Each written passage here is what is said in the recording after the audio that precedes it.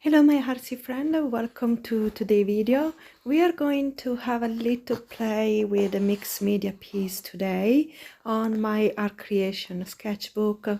The first layer is going to be acrylic, classic acrylic, and as you see I never bothered to have a mixing palette on the side, but I will mix color straight on the paper.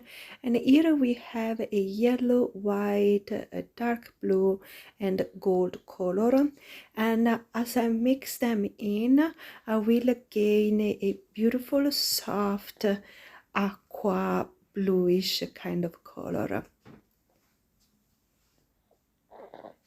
So all I'm doing now at this point is going around with my brush, enjoying the mixing straight on the paper, and especially find it very pleasurable to have my brush moving in a different direction, and when I settle on the color that I want, I move side to side and I let it dry.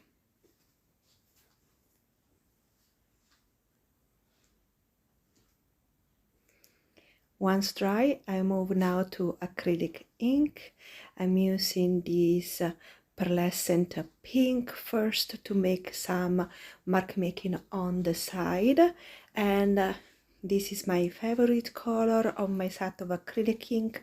Is an antelope brown, and the brand is Dalrani FW. I'm now adding some water because I want them to drip down. I love when I do mark making to lose a little bit of control. I don't know where the piece is going until the piece tells me where to go. And this is why I just let it do its job and let it flow.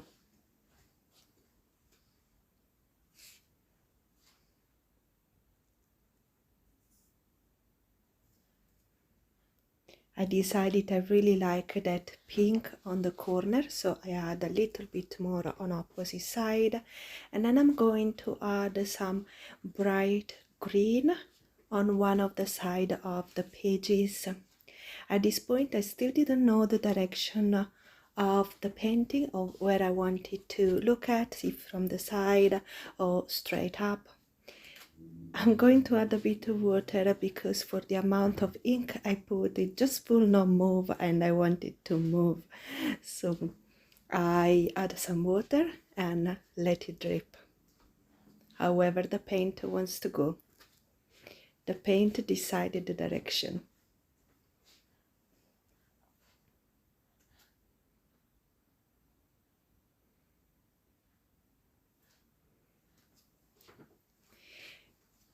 I finally decided I wanted to blend the pink in, and because I added some water, then I wanted to let the top add some more pink and just let it flow around.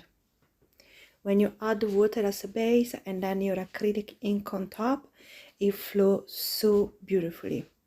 I let my acrylic ink dry, and now I'm going with acrylic marker. This is a Molotov acrylic marker on the 1.5 nib, and I'm making some circle. I'm going to fill those circle in with a metallic blue, but just more where there was contrast, like on the pink or on the green, on the brown.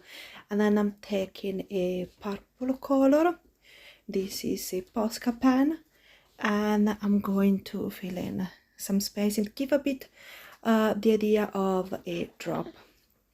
Here I'm having a golden fluid acrylic, and I'm going to spread on one side, and then I really like how it's moving, and the effect, it wasn't too strong at all, but it was giving such a pleasurable experience. So I move also to the other side,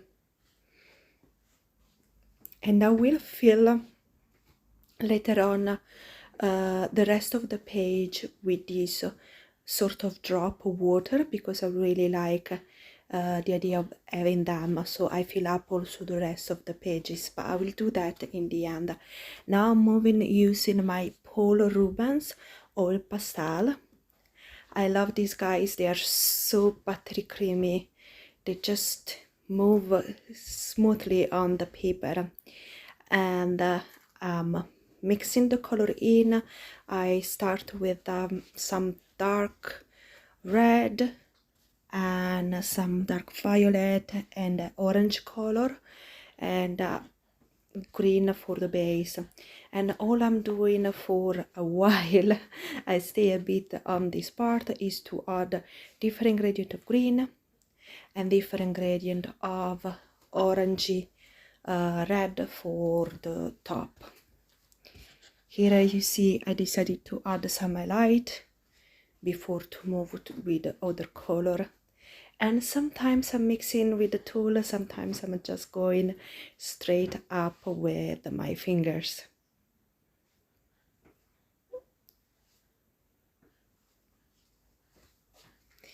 And now it's all a game of adding and removing and smudging around until I am satisfied with the shape that I gain. And then I will want some sort of light to be around the flower and outside of the flower. So I will keep adding some yellow oil pastel for around the flower, and also to smudge it all the way up, a very whitish yellow on the top of the flower. Here I'm using different gradient of pink to gain contrast and a little bit of orange here and there.